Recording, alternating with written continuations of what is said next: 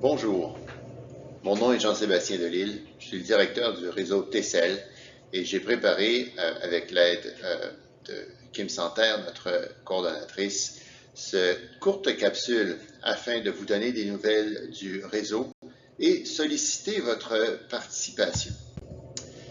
Donc, le FRQS a renouvelé son soutien au réseau de thérapie cellulaire, tissulaire et génique du Québec. C'est un octroi qui nous donnera 900 000 $ par année pendant 4 ans, avec la très grande possibilité d'avoir une extension pendant 8 ans, selon les dires même du FRQS. Donc, pour vous donner un petit peu de contexte, il y a plus de 30 groupes qui ont soumis des demandes de réseau, 15 ont été financés, 10 étaient des anciens réseaux comme TCL qui ont reçu 900 000 $ par année, ce qui est pour nous quand même un gain appréciable de 300 000 $ par année. Et 5 nouveaux réseaux à 500 000 par année ont été financés. Donc, cette réactualisation des réseaux du FRQS est maintenant terminée et depuis le début avril, on peut travailler avec notre nouvelle structure et notre nouveau budget, évidemment. Donc, la mission de TCL, pour vous le rappeler, est d'intégrer les forces vives tout le long du continuum entre la recherche fondamentale et les applications cliniques et commerciales. Donc, en passant à travers les secteurs nécessaires à la conception, à la disponibilité, à l'implantation et à l'évaluation de thérapies transformatrices. Et ce que nous avons proposé au FRQS dans notre demande était vraiment de mettre l'accent sur deux choses. La trajectoire entre l'idée d'une thérapie novatrice dans notre domaine jusqu'à son application clinique et son évaluation. Donc, nous avons construit nos axes vraiment pour refléter cette ambition de translation. Donc, un premier axe sur les fondements biologiques et de la thérapie cellulaire, génique et tissulaire. L'axe 2, qui est tout l'aspect de translation, de bioingénierie pour rendre ces thérapies-là possibles. Et l'axe 3, donc recherche clinique, sociale, évaluative. Donc, de cette façon, on pouvait vraiment articuler notre mission et évidemment répondre à plusieurs critères du FRQS. Vous noterez que nos piliers, qui étaient la base du réseau TCL dans le passé, demeurent. Donc, le pilier 1, qui est l'axe, enfin le pilier, pardon, neuromusculaire, pilier 2, qui est cardio-pulmonaire, métabolique, etc., et vasculaire. Pilier 3, qui est vision et cutanée. Et le pilier 4, qui est immunohématologie, incluant l'immunothérapie. Donc, vous voyez que à travers cette matrice, ce tricot en quelque sorte, nous gardons aussi une implication importante de nos salles de production, de notre infrastructure d'expérimentation animale et ainsi de nos plateformes pour les enjeux éthiques, légaux, ainsi que pour les aspects pharmaco-économiques. Et à travers de tout ça, certains aspects seront à développer, donc un aspect de formation, un aspect de bio-ingénierie et un aspect de partenariat avec les patients.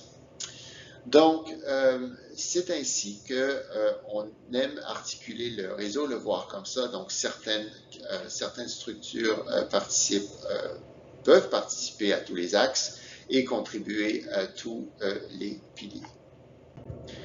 Donc, les objectifs du groupe dans la demande soumise là, il y a presque un an, c'était de favoriser le regroupement d'équipes outillées pour faire progresser leurs découvertes à travers tout le continuum de la recherche translationnelle, contribuer à l'expansion et la pérennité des ressources communes de haut niveau, accentuer l'implication de TCL en tant que réseau supportant les nouveaux talents, faire rayonner l'écosystème de la médecine régénératrice sur la scène provinciale, canadienne et internationale, mobiliser les connaissances sur les thérapies avancées et leurs applications pour favoriser leur implantation.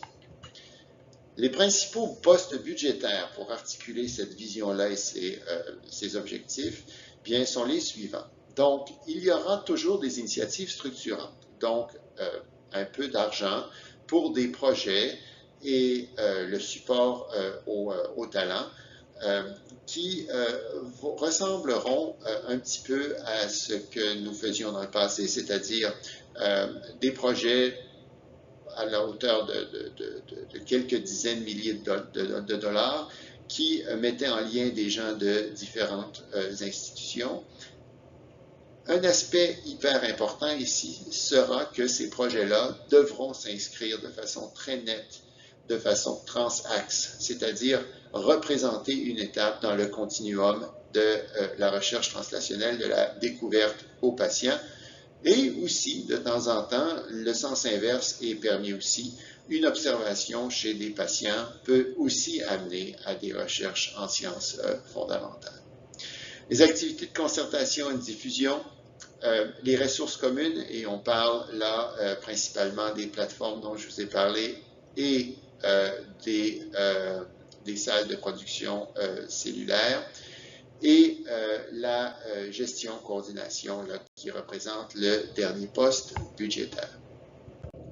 Alors, le bureau de direction est composé de 3 personnes, donc notre coordonnatrice, Dr. Kim Santerre, qui est géographiquement basée à Québec et qui finalement est grande chef d'orchestre de tout ce que le réseau fait.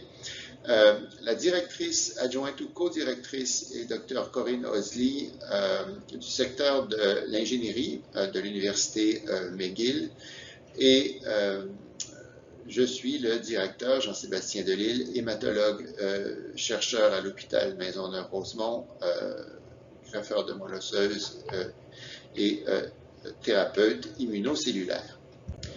Donc, notre nouvelle structure de gouvernance reflète en quelque sorte les lignes directrices du FRQS et aussi ce que nous pensions être la chose la plus importante à faire afin d'avoir un réseau qui réussit à bien consulter ses membres, réussit à être démocratique, flexible et aussi efficace. Donc, on compte sur des membres étudiants, des membres partenaires et des membres réguliers. Les membres réguliers sont à la fois des chercheurs tels que définis par les définitions parfois un peu strictes du FRQS, mais aussi des artisans des thérapies cellulaires, géniques et tissulaires qui peuvent exercer sans avoir un statut de chercheur au FRQS.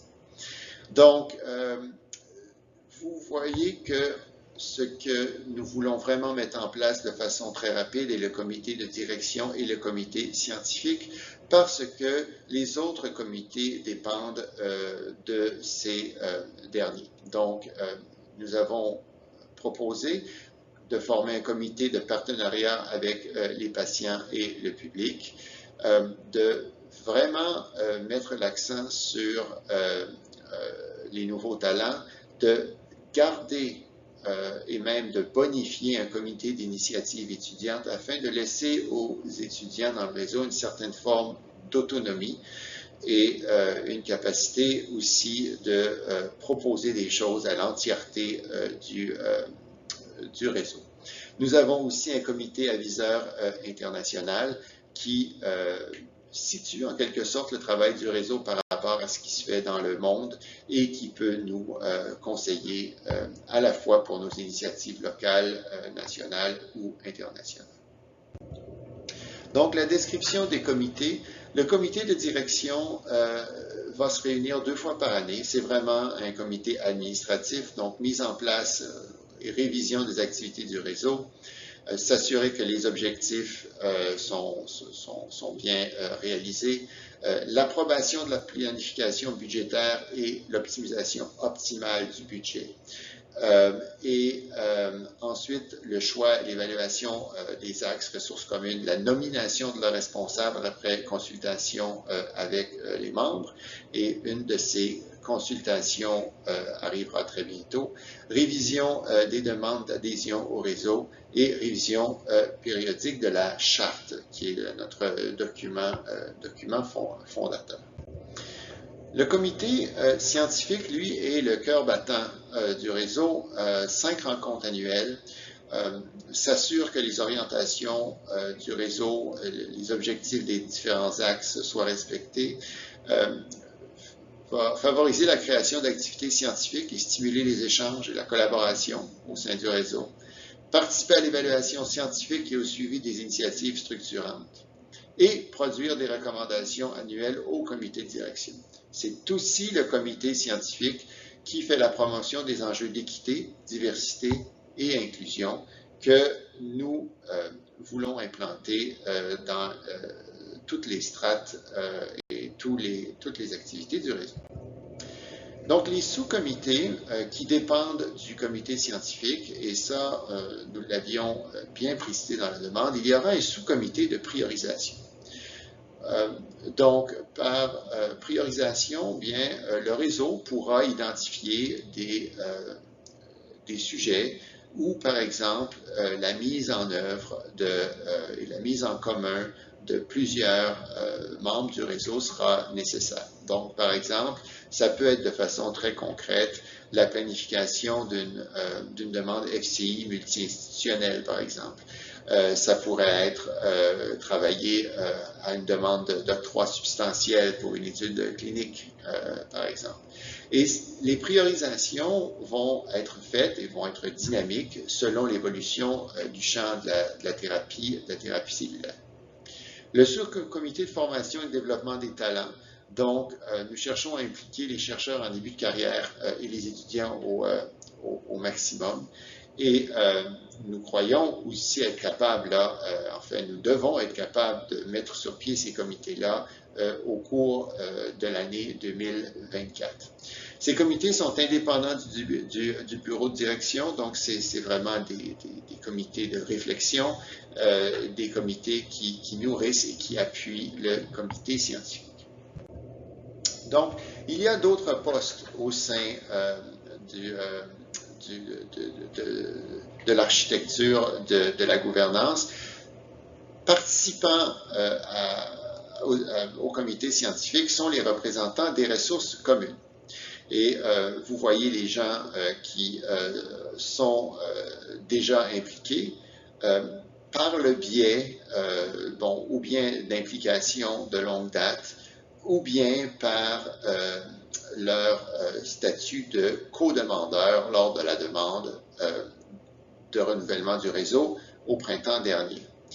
Notre présidente du comité des initiatives étudiantes actuellement est Naomi Chouinard de l'Université Laval et occupant un poste qui mettra à profit sa grande sagesse et son expérience, Julie Fradette, ex-directrice du réseau, sera responsable du développement scientifique, durable et des partenariats externes.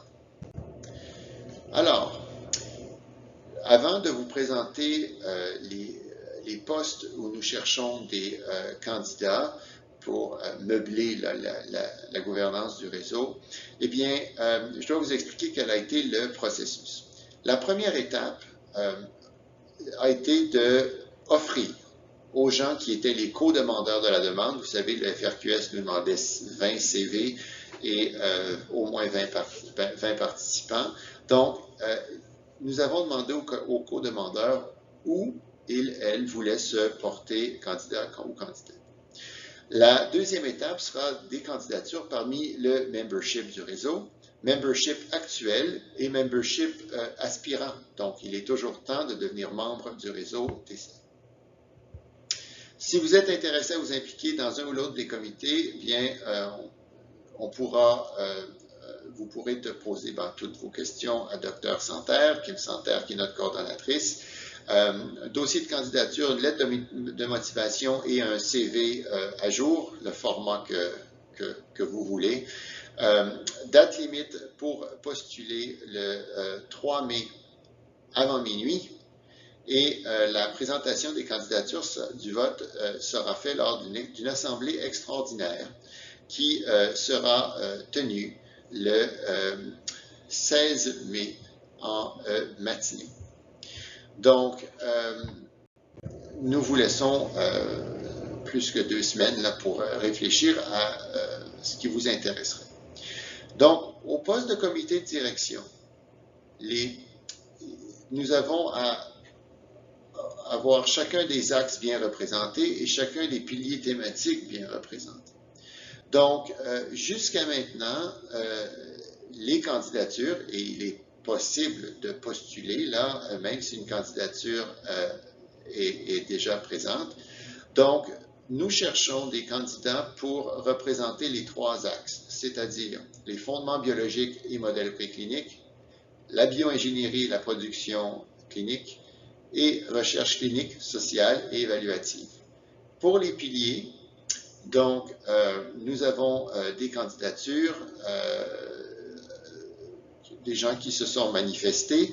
Donc, le docteur Jacques Tremblay de l'Université Laval pour le pilier 1, Dr. Chander Sarkissian pour le pilier thématique 2 du CHUM, Dr. Stéphanie Proulx pour le pilier thématique 3 de l'Université Laval et Dr. Simon Turcotte pour le pilier 4, hématologie, immunologie et oncologie. Au niveau du comité scientifique, là encore, des gens se sont manifestés pour l'axe 1 et l'axe 2. Donc, Nicolas Dumont de l'Université de Montréal et Patrick Vermette de l'Université de Sherbrooke. Nous cherchons activement une candidature pour l'axe 3, clinique, sociale et évaluative. Et Lucie Germain, ex-directrice du réseau, elle aussi, que nous sommes très contents nous sommes très contents de voir son implication soutenue au cours des années, depuis 2009, s'est portée candidate pour représenter le pilier thématique 3. Alors que Jean-Pierre Routy, de l'Université McGill, lui aussi membre du réseau depuis très longtemps, s'est porté candidat pour le pilier thématique numéro 4.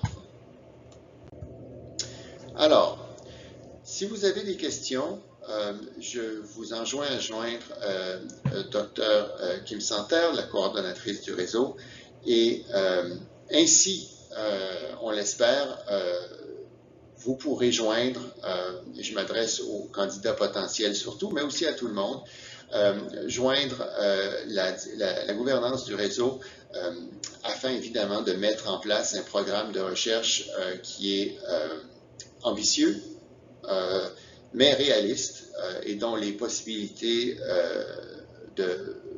transformatrices pour le Québec sont tout à fait réelles. Donc, vous pouvez demander à Kim les détails, mais pour le reste, dites-vous qu'on attend vos candidatures avant la fin de la journée du 3 mai pour que celle-ci soit validée. Et si des élections ont à avoir lieu, nous les ferons lors de l'Assemblée générale extraordinaire du 16 mai prochain. Donc, sur ce, je vous encourage à vous porter candidat, à travailler un réseau qui est dynamique et qui œuvre évidemment dans des domaines d'avenir. Et je serai heureux aussi de vous rencontrer virtuellement lors de cette Assemblée générale de la mi-mai. Au revoir.